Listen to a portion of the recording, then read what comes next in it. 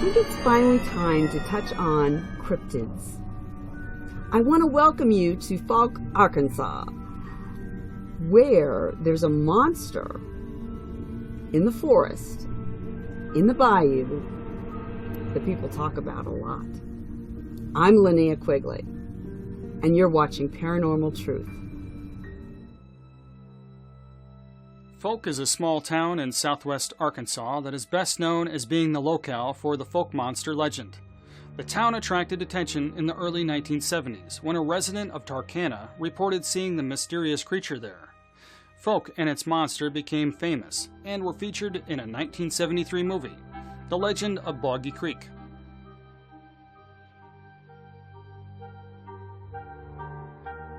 The film assured a place in folklore history for the Bigfoot lookalike, which has allegedly been seen in and around the Fouke area. Since the 1800s, the low-budget, campy movie earned cult status, and the familiarity of this tale, and the regular resurgence in the media of Yeti Bigfoot and caveman-like creatures kept the legend alive. Prior to the 20th century reports, several sightings in the general area have been tied to the Fouke monster. My name is Ivan Marks. The film you're about to see is authentic. It records the last 10 years, which has changed my life. I stumbled on something that I could not believe at first, but soon realized it had significance on me and everyone around me, which could not be ignored or underestimated. The Eskimos call the subject of my story Bushman. The Colville Indians of upstate Washington call him Sasquatch. The Hoopows of Northern California call him Oma. But right now, let's just call him Bigfoot.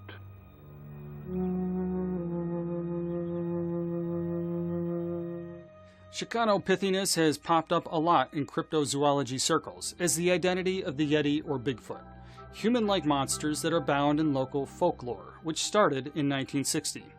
When zoologist Wyden Mierzynski described a 1951 photograph of alleged Yeti tracks taken by Himalayan mountaineers, Michael Ward and Eric Shipton, in the journal Nature, Zarzinski believed that the Yeti walked like a human, and so was similar to gigantic Pythagoras.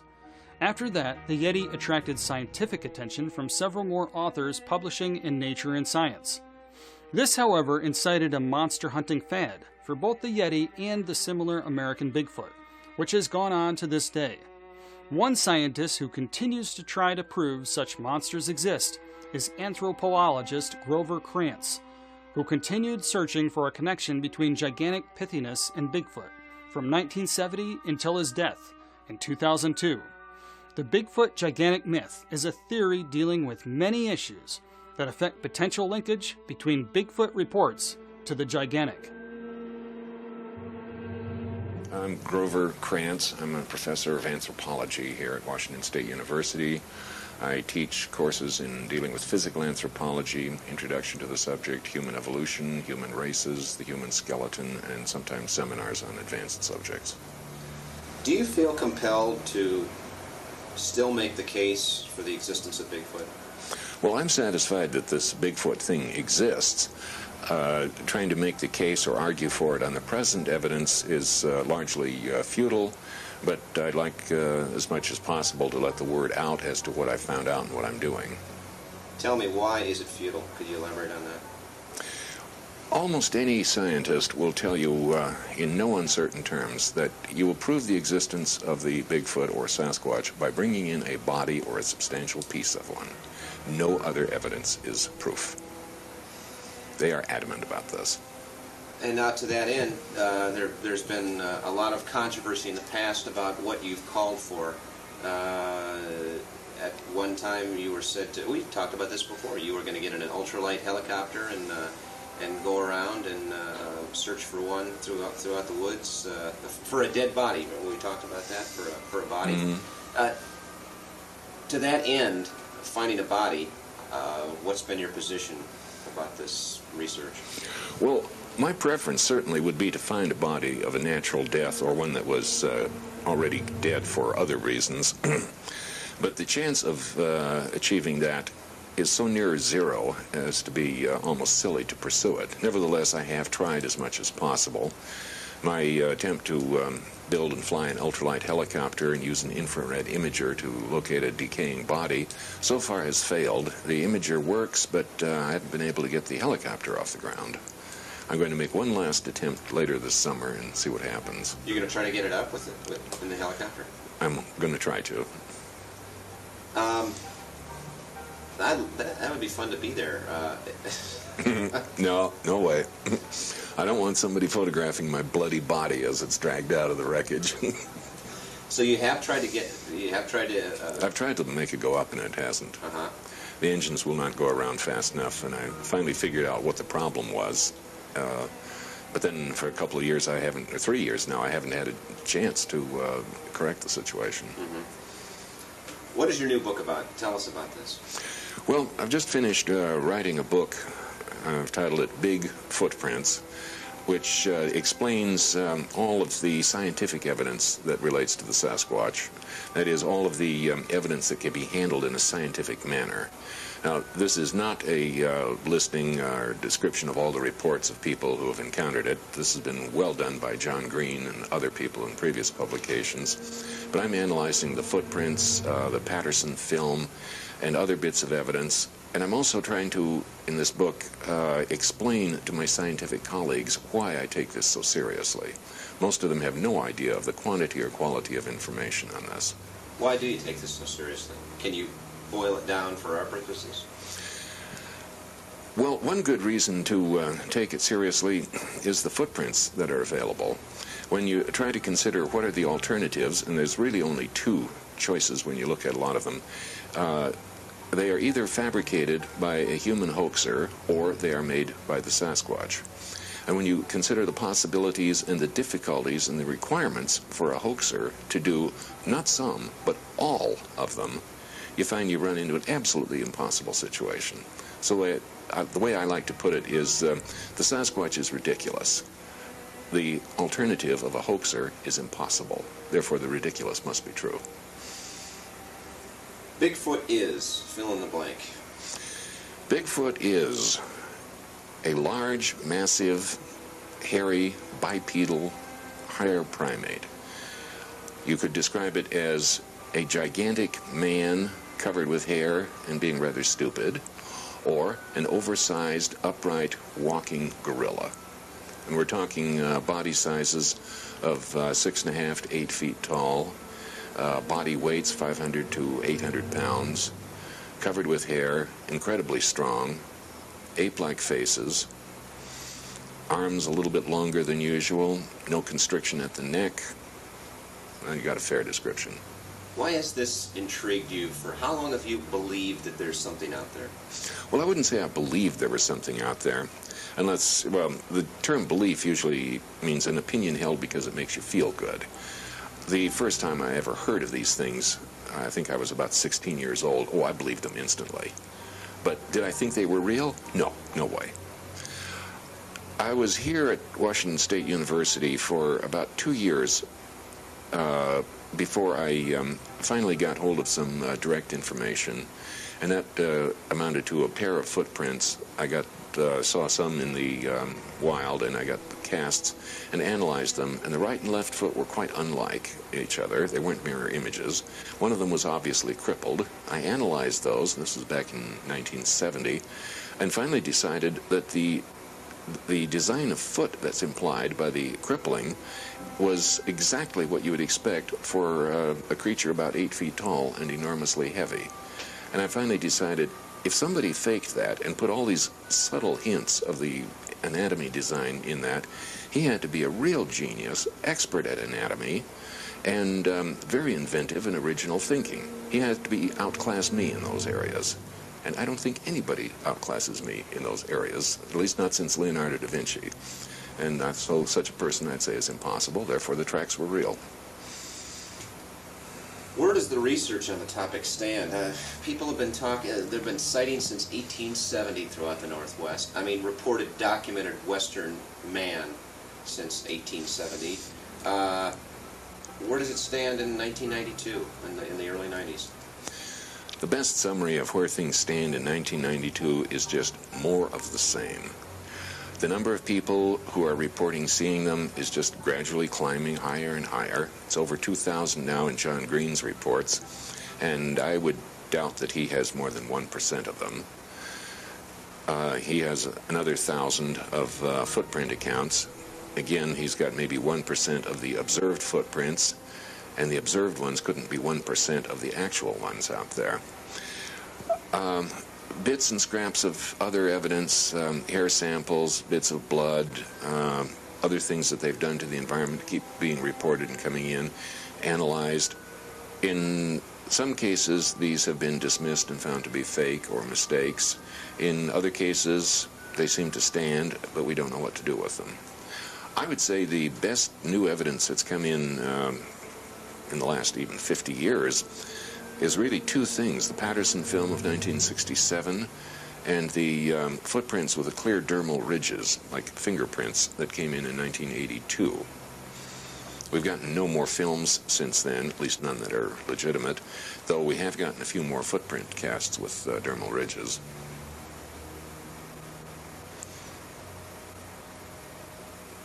As far as I know, we are no closer to getting a body now than we were 50 or 100 years ago. What about your colleagues? Will they ever embrace the notion of Bigfoot as scientifically significant? And how do you feel, after answering that, how do you feel with the scorn and the ridicule and the constant belittlement that you've had to undergo by your colleagues? When will they ever embrace this notion, and how does it make you feel that they've resisted? They're not going to embrace the idea of the existence of the Sasquatch until the definitive evidence comes in. A few of them will accept it when they have done a substantial fraction of the kind of research that I've done. When they've talked to enough people, they're going to be convinced that there is no other explanation. But until they do so, and not all my colleagues can do it, there's simply not enough time and in their schedules, and they can't reach all the people. Until they do that, they're taking a legitimate skeptical attitude of they want to see the definitive proof, a body or a piece of one. That will convince them instantly.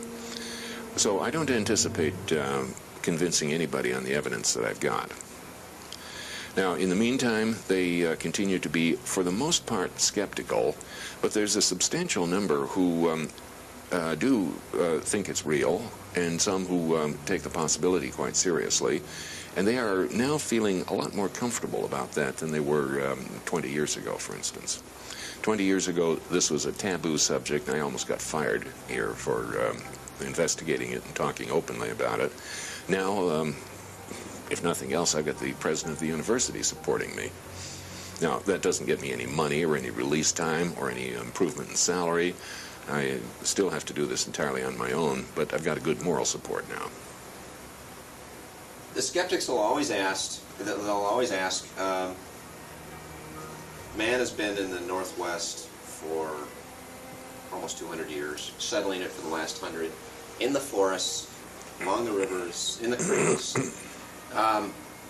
Every summer, making more of a foray into the bush, as some people call it, back into the wilds. Why haven't we found a body yet? Why haven't we found that piece of definitive evidence that will convince people?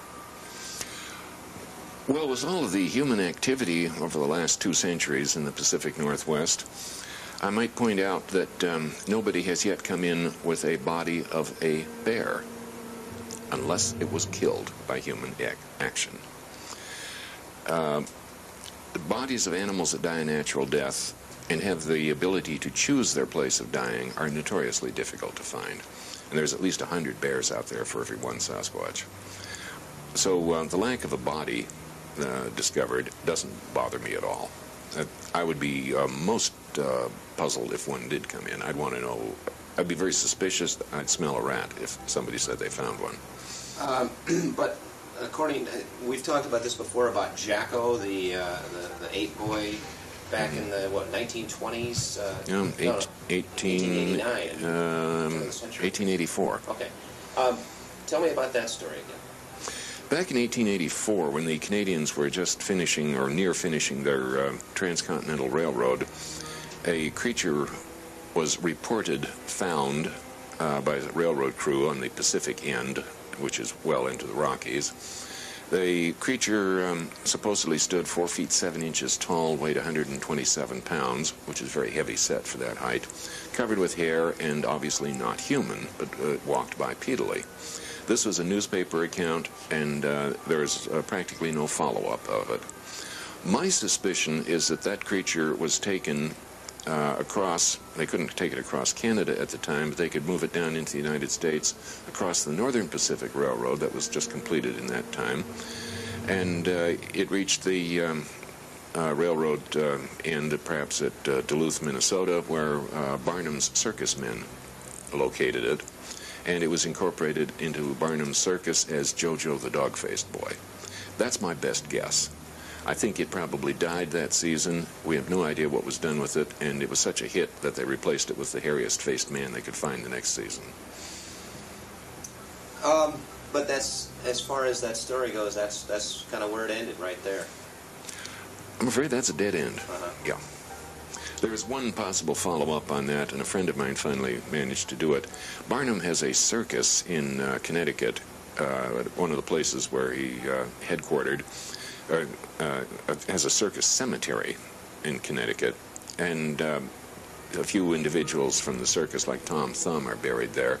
So my friend went through the cemetery looking at all the headstones to see if he could find a name that was reminiscent of the man in charge of Jacko, or Jacko itself, or Jojo, or anything that might be remotely hinting at it, and he found nothing. Oh, they're dead end. What about others in the research field? You and I have talked about this before, about the acrimony between all of these different individuals. You and Renee DeHinden, for example, don't see eye to eye at all. Tell me why that happens. We have a problem with people in the real world who are trying to bring in the definitive proof of the Sasquatch. These people are basically all hunters who are trying to shoot the first specimen and bring it in. A lot of them will not admit that that's what they're doing, but unless they're pretty stupid, that's exactly what they're after. Now, each of them knows full well that there's going to be some substantial prize for bringing in the first Sasquatch. They also know, if they've given it any thought at all, that the scientific world will immediately take over, and there will not only be no second prize, but if you shoot the second one, you've broken a serious law. So all these hunters are trying to not only win that prize, but I think they're spending more time and effort trying to prevent the other guy from getting it than they are trying to do it themselves. Now, those who are really devoted to it, if they really devote their lives to this, all their life is to search for the Sasquatch. That's their only claim to fame. When it is found, they're going to be shoved aside by the scientists and become nothing. They don't want this to happen. They want either the mystery to remain or that they find it. That science ever takes over and shoves them aside is very frightening to them. Now, there are some of these hunters and investigators who are very nervous about me because I may be nudging the scientific world into acceptance. And because of that, they would do anything they can to stop my investigation. Where do you get your casts? It's not surprising. Okay. Where do you get your casts and your evidence and that kind of thing? Most of the casts come from when I hear about somebody having found a footprint and making a cast of it. I will go and talk to them and borrow the cast. I will bring it back to my lab, make a mold of it, and then return it and a perfect copy to the provider. In a few cases, I've made the casts myself when I've been brought to a scene and footprints are there. Maybe the person who found them made his own cast, and I might make a few others. Tell me about Paul Freeman. You alluded to Renee before, but... But I didn't use his name. No. I don't like to do that. What about Paul and his research down in Walla Walla and his hunting? And he's not a scientist. What about do you lump him into this category? what kind of credence do you put in his work down there? Well, I think Paul Freeman's footprints are probably all legitimate. He's brought in a number of other bits of evidence that are either somebody's hoax, whether it's him or somebody else, it's hard to tell, or they're just simply undeterminable as to whether they're real or not.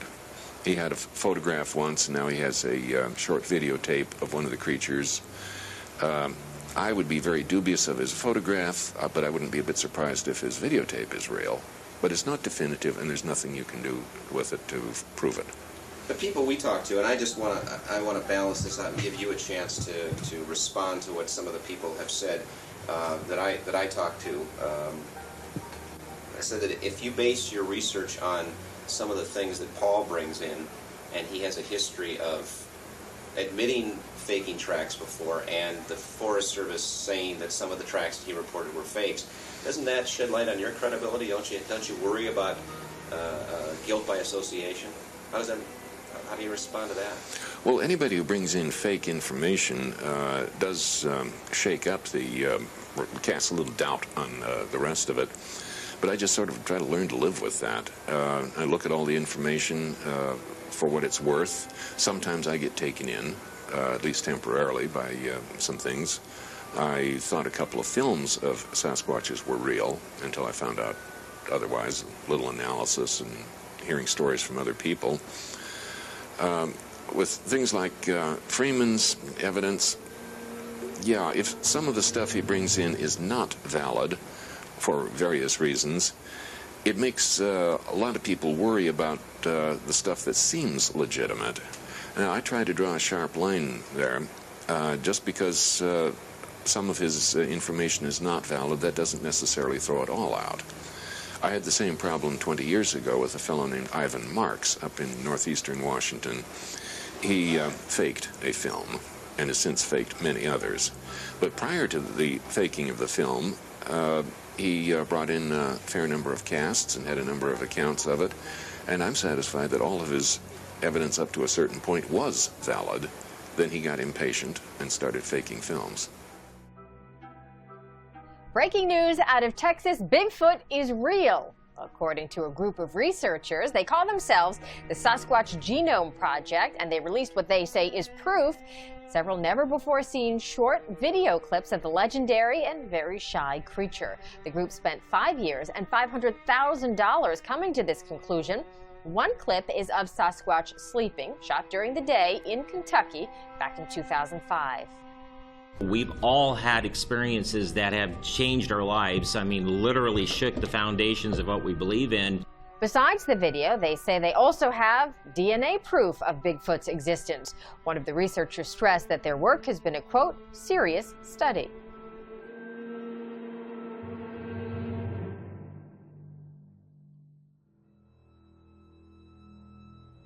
From Canada, I saw my first Sasquatch at 8 years of age in 1960. And since that time, in every decade, I've had sightings and interactions with them. And it came to the point that by 2005, there was so much evidence with the, more people coming forward on the internet that I decided to embark on this, which became an unprecedented 5-year study of the Sasquatch, but I spent a lot of money on to try to prove once and for all the existence of the Sasquatch. Dennis Poe beside me was a project manager, was on there for several years.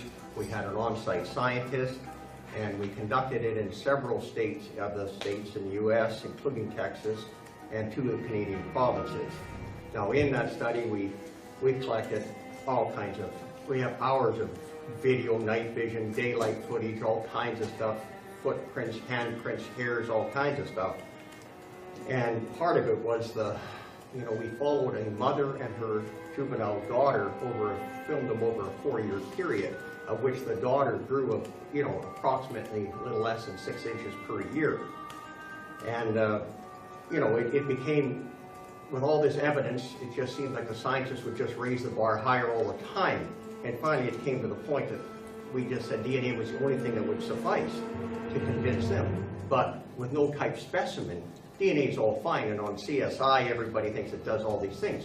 You have no type specimen with a Sasquatch, so we knew it wasn't going to be easy. So anyways, with that, during that project, we collected 6 different samples that was tested by Dr. Melvin Ketchum, and Dennis was mostly the guy in the chain of custody and control of that.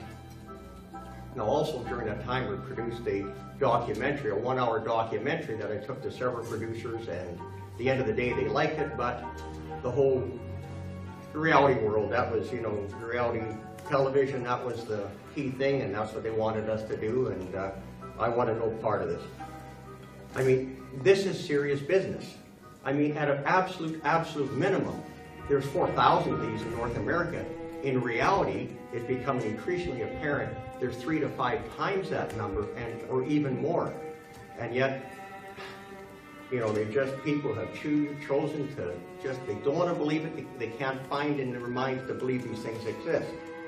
The Bigfoot is typically sighted in or near remote wooded, mountainous, or swampy areas.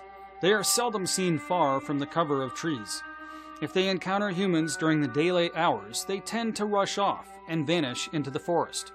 They seem to be most active late at night, when humans are least active.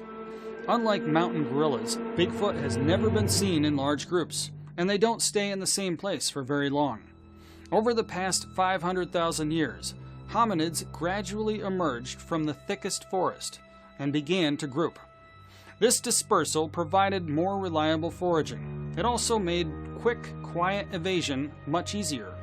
Because families of 2 to 4 wandered nomadically through the vast forests, the territories were usually remote, but sometimes bordered humans' settled areas. After thousands of generations, they've developed some amazing evasion and defense mechanisms and behaviors, including night vision abilities. They've also developed powerful vocal abilities, which allowed them to locate and interact with others of their kind. They made powerfully loud screams that could be heard for miles in the dead of night. As far as us as researchers, the way some of these samples were handled, the way they were, the chain of custody is very important with the samples, because we've had so many detractors talk about cross-contamination, human contamination, contamination from contributors. We've got a short video. 2 of the videos, you actually see us gathering the samples. We've got the video of it. We're wearing gloves. You know, we're being very careful about the way we're handling these DNA samples. They go into baggies and so forth. We've got enough experience that we know how not to cross-contaminate something when we find it, when we're going to have it examined or sent in for DNA analysis. On a personal level, over the years in my research, I've probably seen 8 different furry people that you could put them in a police lineup, and I could tell you where I saw them, what they were doing, what I was doing. So we've had a lot of on-site experience. We go from a lot of situations. I didn't set out to search for these creatures or anything else unusual. It's something that happened to me. There's a catalytic event for a lot of people that makes them go out and actually try to find the truth. You know, what did I see? Oh my goodness, you know, we're not wired for a lot of these strange things. So we go out in search of them. And a lot of us stay out there in search of it for a long time, and we still are. We're still looking for more answers. We're still looking for, on our part, better video. We're still looking on our part for better photos, better game cam photos, whatever we can do. It adds to the ever-mounting mountain of evidence that these furry people do exist. And they live, some cases, right alongside of us. Some cases right outside of semi-urban areas, residential neighborhoods. Some of them take up occupations in old abandoned buildings. You would be surprised how very human they are in a lot of the different ways they conduct themselves alongside of us, mankind.